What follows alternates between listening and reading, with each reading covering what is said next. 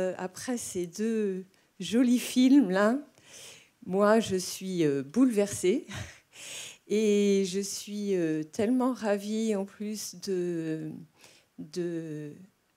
vous permettre de débattre avec Isabelle, puisque je connais Isabelle depuis quelques années et que c'est la première fois que j'ai l'honneur de l'interviewer pour ce débat. Et, et donc voilà. Donc Isabelle, je suis une grande fan. Tous les ans, je suis émerveillée par ce que tu fais. Et là, cette fois-ci, alors peut-être aussi parce que cet équilibre-là, vous le voyez, il est un peu précaire en ce moment. Et alors là, encore plus que jamais. Et voilà, je voudrais que tu puisses dire un petit peu comment tu trouves toute cette poésie parfois qui sort de choses que on voit chacun, que moi je vois, mais auxquelles je ne prête pas beaucoup, pas plus d'attention que ça. Et voilà. En fait, alors là, en fait, c'est vraiment une très bonne question parce qu'il se trouve que justement le premier film qui s'appelle Au bord du ciel, il est fait d'images justement que je vois et que beaucoup de personnes sûrement voient, comme par exemple un reflet, le reflet d'une personne sur un quai de RER, parce que les images c'était ça en fait, quand on voit la silhouette qui marche. Et en général, moi, mon attention, elle est vraiment happée par ce genre d'images, parce que c'est des images qui me parlent. Et je trouve intéressant de regarder là où, en général, on ne regarde pas. Et je trouve qu'au niveau du sol, il y a beaucoup de choses à voir. Et on passe souvent à côté sans les remarquer. Donc, j'aime les regarder. Et j'ai toujours un téléphone, enfin mon téléphone portable sur moi. Tous mes films sont faits avec, soit avec un téléphone portable ou avec une tablette. Ce qui fait que régulièrement, quand je repère des images qui me touchent, qui m'émeuvent, qui me surprennent, qui me parlent, eh bien, je prends mon téléphone, je filme en ne sachant pas du tout ce que j'en ferai. Je les mets dans mon ordinateur, je les visionne, je me rends compte qu'il se passe quelque chose et ça dort dans l'ordinateur pendant longtemps. Et pour le film, donc le premier qui s'appelle Au bord du ciel, à un moment donné, j'ai senti que j'étais justement un peu en équilibre précaire. C'était un moment où je me sentais un peu fragilisée par des événements dans ma vie personnelle. Et souvent, mon réflexe dans ces moments-là, il faut que je crée. J'ai un besoin de créer qui est vital. Et de plus en plus, je me tourne vers la vidéo dans ces moments-là. Parce que j'ai d'autres activités créatives comme l'écriture de textes, de poésie, de chansons, d'art plastique et autres. Mais c'est la vidéo qui est le premier média qui me vient à l'esprit quand j'ai besoin de créer dans ces moments. Et là, donc, je me suis mise à... J'ai ressenti aussi donc, le besoin carrément de faire un film sur le thème de l'équilibre. Mais je n'ai pas voulu traiter de l'équilibre de façon spécifique sur l'équilibre psychique. Je trouvais beaucoup plus intéressant de parler de l'équilibre en général, que ce soit l'équilibre de quelqu'un qui marche et qui essaye de ne pas tomber. Et inconsciemment, on fait des efforts constants sans s'en rendre compte quand on marche. Et c'est quand on perd l'équilibre qu'on se rend compte de l'effort qu'on fait pour le rétablir.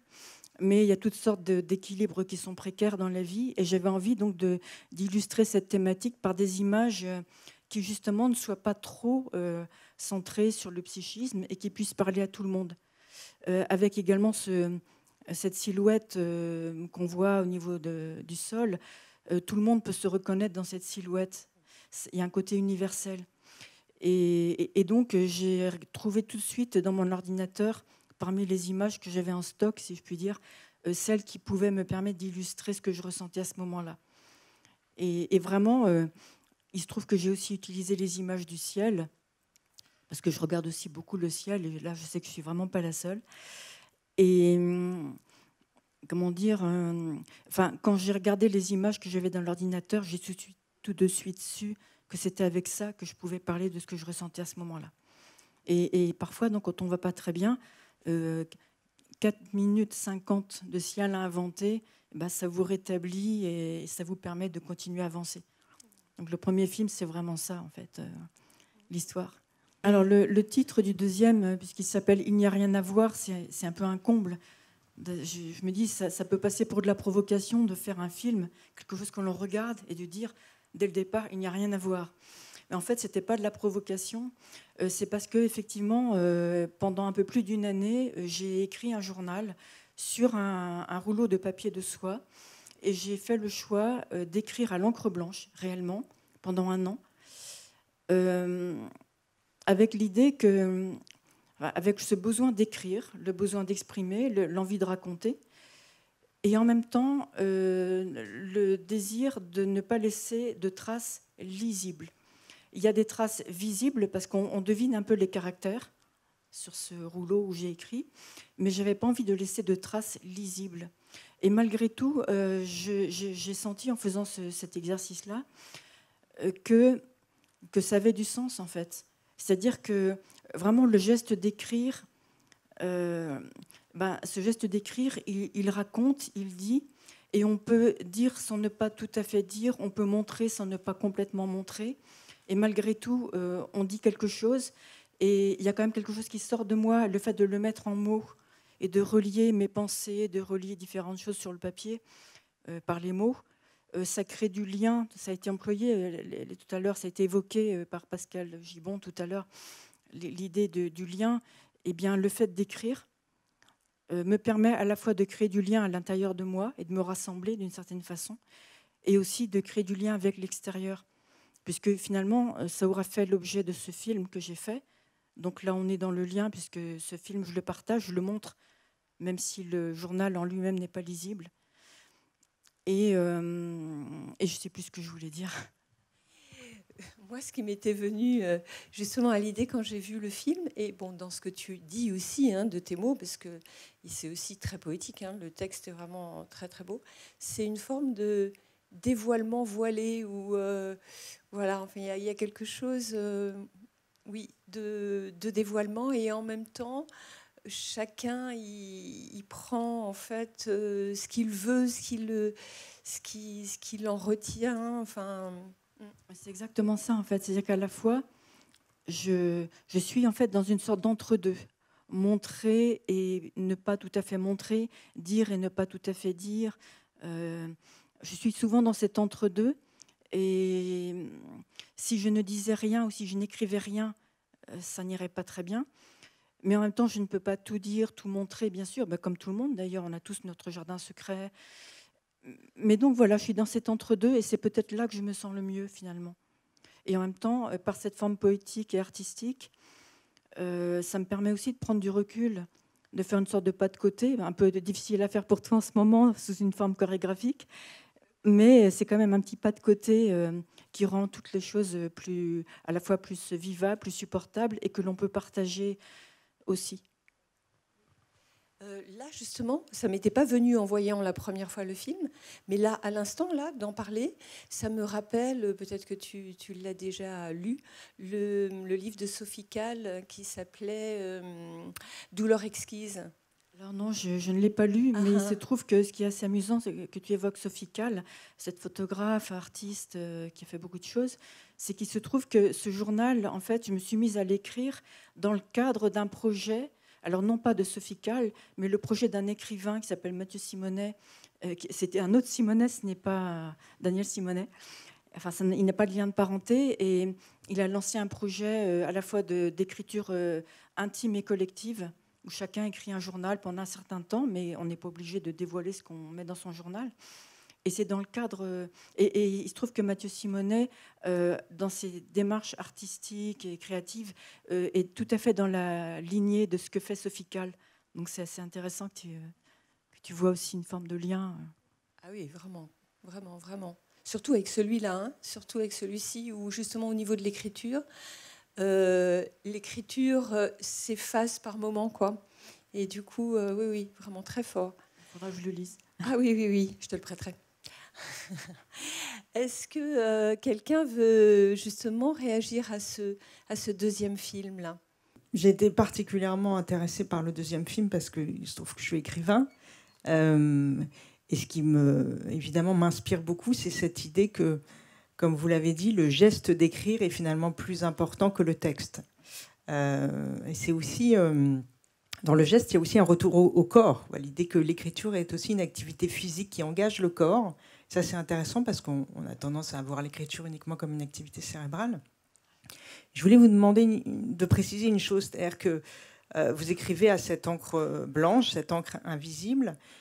Est-ce que c'est aussi pour que le texte ne reste pas dans le sens où il témoigne d'un état présent, l'état dans lequel vous écrivez, le moment présent du geste, et que finalement, peut-être qu'une semaine plus tard, un mois plus tard, 10 ans plus tard, ce texte ne sera plus valable d'une certaine façon parce qu'il ne correspondra plus à votre état. Donc, est-ce que c'est aussi pour garder le texte dans un pur présent, qui est quelque chose d'assez contre-intuitif par rapport à la littérature? On dit que la littérature, elle doit passer le temps. Est-ce que justement, vous allez contre cette idée d'un temps long et que vous voulez garder l'écriture uniquement dans le temps présent de ce que vous êtes à un instant T et pas avoir à subir finalement la relecture? Je pense à ça parce que parfois, moi, quand je relis mes textes des années après, je ne me reconnais pas. Et j'ai une espèce de malaise parce que je ne suis plus la même personne. Donc je voulais savoir s'il y avait aussi ça dans votre projet. Alors, je comprends effectivement ce que vous dites, et c'est ce que vous décrivez là, c'est quelque chose que j'ai ressenti dans une autre expérience. C'était un cinéaste, un documentariste qui avait fait un film documentaire qui m'était consacré et qui a été fait il y a pas mal d'années. Et quand je l'ai revu, ce film, et dans ce film, je lis des poèmes que j'écris à l'époque, on montre des œuvres d'art que j'ai réalisées à cette époque également. Et quand j'ai revu ce film des années après, je me sentais assez mal à l'aise finalement, parce que je n'étais plus dans ce temps-là, et j'étais plus au même endroit en quelque sorte. Mais par contre, pour ce qui est de ce journal, non, c'est plutôt pour que d'autres ne puissent pas lire ce que j'y ai écrit. J'ai toujours cette peur viscérale en moi que des choses m'échappent, enfin, et que d'autres puissent s'en emparer. Ça me pose vraiment un problème de me dire qu'un journal intime ou quelque chose puisse être lu par des personnes dont je ne voudrais pas qu'elles puissent lire ce journal. Mais vous ne voulez pas être lu, mais vous acceptez d'être vu d'une certaine façon, Oui, parce que le film, vous nous le fait. montrez, vous le rendez public. C'est-à-dire que ça ne me pose pas de problème de raconter cette démarche, d'en parler, mais personne ne sait rien du contenu, à part moi. Et pour rebondir aussi sur ce que vous disiez, sur le geste d'écrire, c'est vrai que écrire, en tout cas avec la main, comme ça, sur le papier, c'est vraiment le corps qui écrit. Et c'est d'ailleurs pour ça qu'à chaque fois que j'ai fait une activité littéraire ou poétique ou artistique, au niveau de l'écriture, c'est toujours sur le papier. Alors que je ne peux pas écrire un poème ou un texte directement sur un clavier, parce que je ne suis pas dans ce mouvement. Il y a des ruptures sur le clavier que je n'ai pas. Je vais continuer sur le geste d'écrire. Puisque tu parlais du corps et d'écriture geste, est-ce que tu as été jusqu'à essayer la calligraphie et même certaines formes de peinture du côté de l'abstraction? Alors, j'ai pas essayé la véritable, si je puis dire, calligraphie, dans le sens où je suis pas très à droite de mes mains. Ce qui peut paraître surprenant avec toutes les activités d'art plastique que j'ai fait ou que je fais parfois. Mais vraiment, très sincèrement, je ne suis pas très à droite. Donc, tout ce qui est de l'ordre de la précision et de la régularité du geste, je ne suis pas à l'aise. Mais par contre, j'ai fait toute une série de peintures, c'était des encres, il y a un certain nombre d'années, qui étaient d'espèces de gestes très spontanés. Et beaucoup de personnes me disaient qu'elles y voyaient une forme de calligraphie. Donc il y avait une forme d'écriture visuelle, mais qui ne correspondait pas à une véritable calligraphie apprise et travaillée. Mais il y avait quelque chose qui était un peu de cet ordre-là.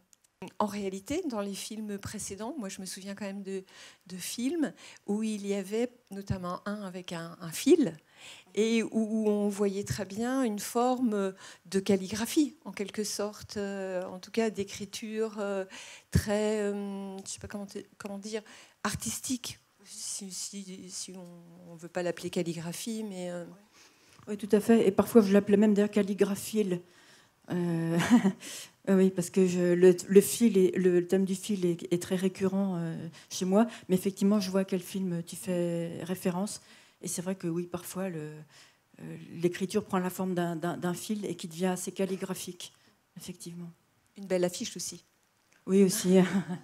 Une affiche des rencontres vidéo il y a quelques années. On va laisser la place au prochain film. Au prochain film ? Oui. Bon, merci Isabelle. À vous. Merci.